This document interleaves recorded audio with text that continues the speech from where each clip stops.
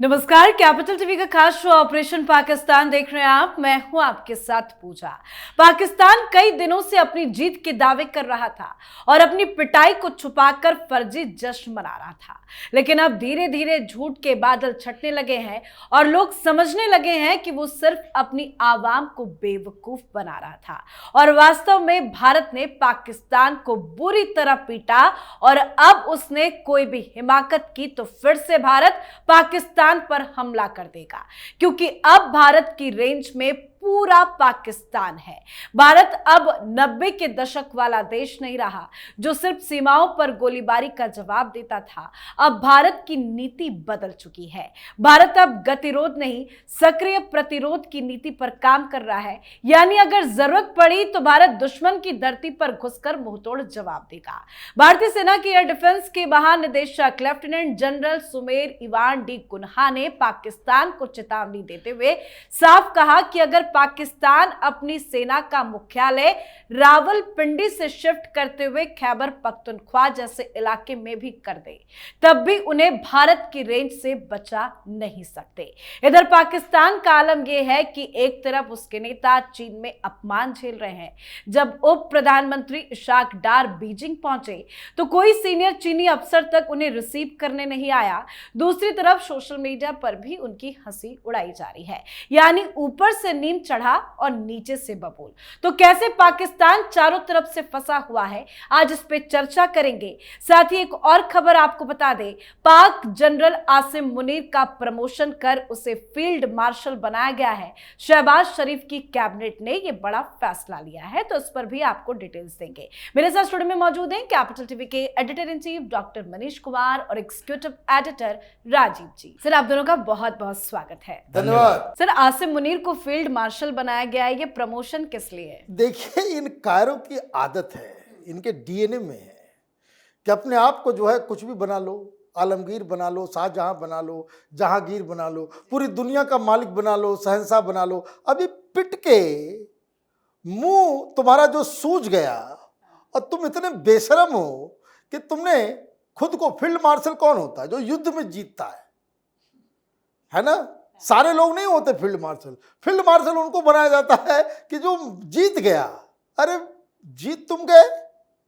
आज कम से कम न्यूज तो देख लिया होता कि हिंदुस्तान के चैनलों पे क्या चल रहा है।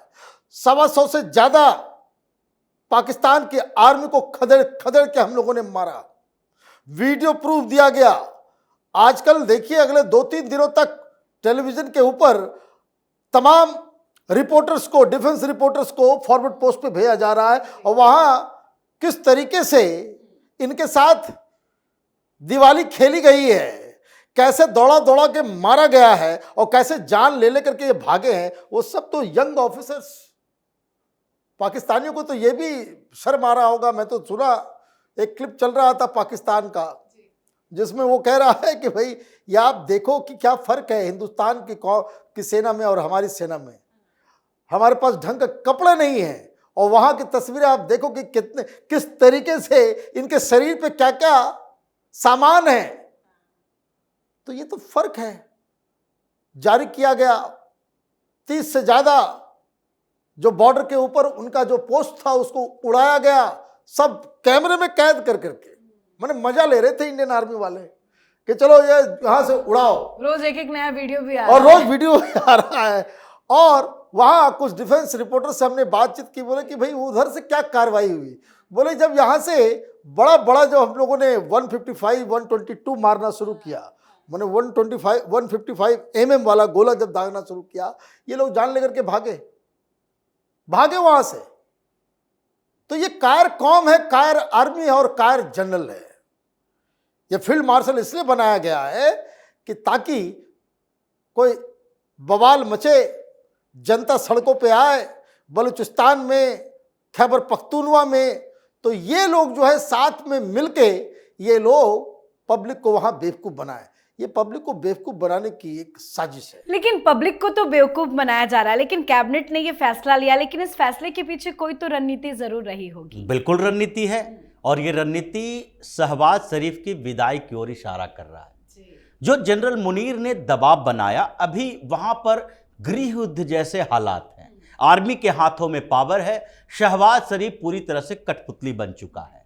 ये फील्ड मार्शल, जैसे हिंदुस्तान में 2 फील्ड मार्शल हुए, जनरल करियप्पा और जनरल मानेकशॉ, ये दोनों ही फील्ड मार्शल हुए। और पाकिस्तान में ही वैसे 2 फील्ड मार्शल हुआ, ये दूसरा है। पहला जनरल अयूब खान, तो जनरल अयूब खान ने क्या किया, फील्ड मार्शल बनाया गया और इस्कंदर मिर्जा ने उसके हाथों में सत्ता देने की कोशिश की, अपने पूरे पाकिस्तान पर कब्जा करने के लिए संविधान बदला, प्रधानमंत्री फिरोज के खिलाफ एक तख्ता पलट की कोशिश की और इस्कंदर मिर्जा को ही तख्ता पलट कर दिया। जनरल अयूब खान ने सत्ता पर कब्जा कर लिया। ये फील्ड मार्शल की स्थिति वहां पर है। आगे बढ़ा रहे हो तो इसका मतलब है कि उसके पीछे कोई स्ट्रेटजी है, रणनीति है, और अगर रणनीति है तो इसका मतलब है कि वहां तख्ता पलट की तैयारी चल रही है। जनरल मुनीर, अभी पाकिस्तान और हिंदुस्तान के इस संघर्ष में पूरी दुनिया देख रही है कि जनरल मुनीर की दुर्गति हुई, ये पाकिस्तान की सेना हारती रही।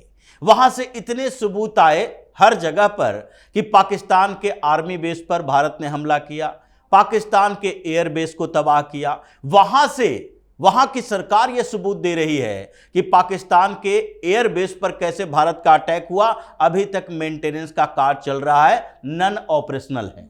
उसके बाद हर जगह उसके पोर्ट पर हमला हुआ, उसका एयर डिफेंस सिस्टम तबाह हो गया। आज जो इशाक डार जाके पाकिस्तान के लिए गुहार लगा रहा है कि चीन से कुछ और बेहतर चीजें मिल जाए, क्योंकि और दूसरे लोग तो मुफ्त में इसको कुछ देंगे नहीं। ये चीनी है जो भारत के खिलाफ साजिश के लिए इन लोगों को कुछ हथियार और दे सकते हैं। लेकिन इस बीच भी अगर जनरल मुनीर को फील्ड मार्शल की उपाधि दी जा रही है और उसमें भी कैबिनेट से मंजूरी मिल रही है, तो ये कमजोरी किसकी है, शहबाज शरीफ की। क्योंकि शहबाज शरीफ ने सरेंडर कर दिया है और जनरल मुनीर धीरे धीरे कब्जा करने की कोशिश कर रहा है। उसने दबाव बनाया होगा, क्योंकि पब्लिक तो पाकिस्तान की सेना का, पाकिस्तान की पब्लिक पाकिस्तान की सेना को कायर कह रही है। तो ऐसे में कुछ तो बताना पड़ेगा कि नहीं, जनरल मुनीर ने बहुत बड़ा काम किया, हिंदुस्तान का बड़ा नुकसान करवाया, इसलिए इसका प्रमोशन चाहिए। और ऐसे समय में जबकि इसके पास अचीवमेंट के नाम पर अब तक कुछ नहीं रहा, 2022-23 के बाद पाकिस्तान की सेना का क्या अचीवमेंट रहा है जिसके लिए ये जनरल से फील्ड मार्शल बन जाएगा। तो ये तरीके बता रहे हैं कि जैसे अयूब खान ने तख्ता पलट किया था, अब जनरल मुनीर या तो तख्ता पलट करेगा या शहबाज शरीफ ये मौका देख रहा है कि अभी इसे खुश करो और उसके बाद इसे लटका दो।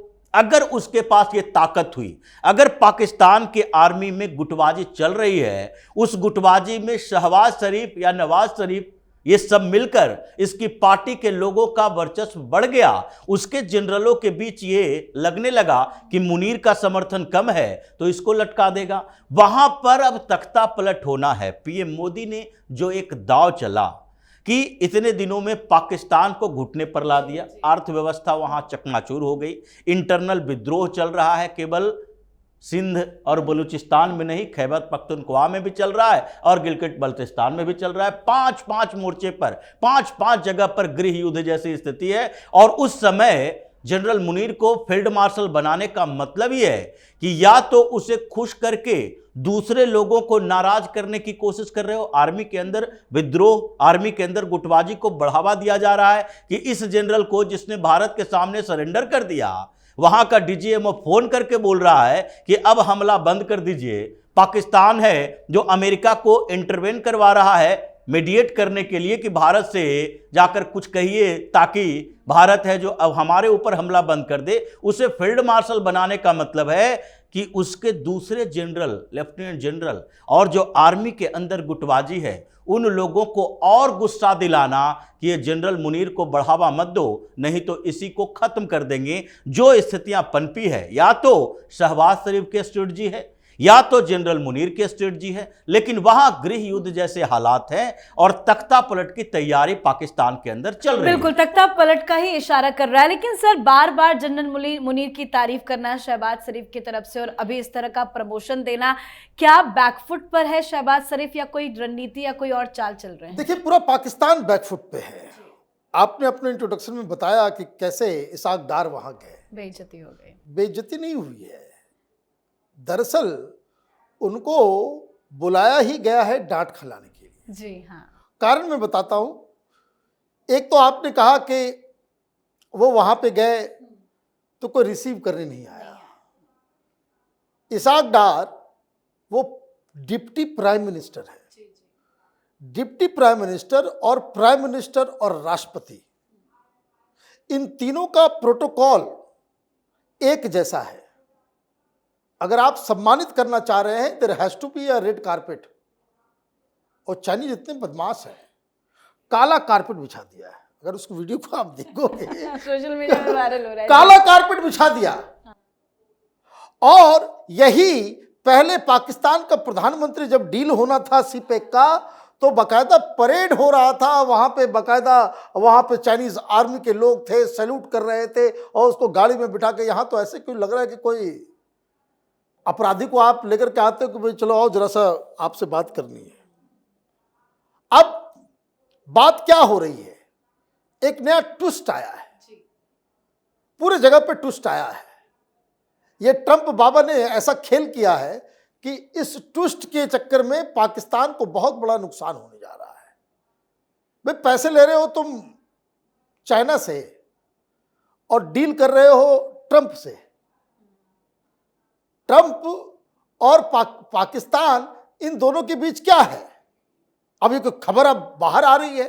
ये खबर नहीं थी पहले कि ट्रंप का बेटा, उसका दामाद, उसका दोस्त वो शपथ लेते हुए यहां आ गया था कोई $30 बिलियन का कोई डील करने के लिए, कोई सोना का खदान है उसको ये करने के लिए। और ट्रंप भी कह रहा है कि will do business with you.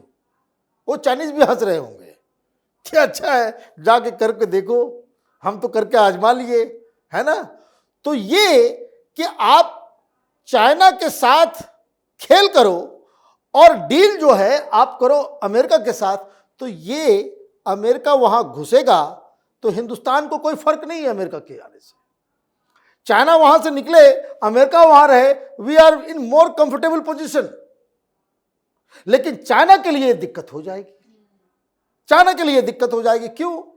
क्योंकि यह अंदर खाने ये खबर आ रही है कि कई सारे एयरपोर्ट्स का इस्तेमाल करना चाहती है अमेरिका। दे वांट कि तुमको बेल आउट तो हम कर देंगे, लेकिन I want 5 of your basis. वो भी किधर? वो खैबर पख्तूनवा के साइड, उधर बलूचिस्तान के साइड, ग्वादर के साइड, ईस्टर्न बॉर्डर पे नहीं, उधर दूसरी तरफ चाइना उधर उस बांग्लादेश के चिंटू से भी नाराज है कि वहां एक अलग कहानी हो रही है कि पाकिस्तान को तुमने जो है वो अमेरिका को तुमने वो कॉरिडोर बना करके दे रहे हो। वो कॉरिडोर सीधे सीधे वो घुस रहा है म्यांमार में। म्यांमार में जो आर्मी जुंटा है वो चाइना का जुंटा है और उसको जो है खत्म करने के लिए, वहां पे प्रेशराइज करने के लिए वो American army, American naval base, American air base ये बांग्लादेश कर रहा है।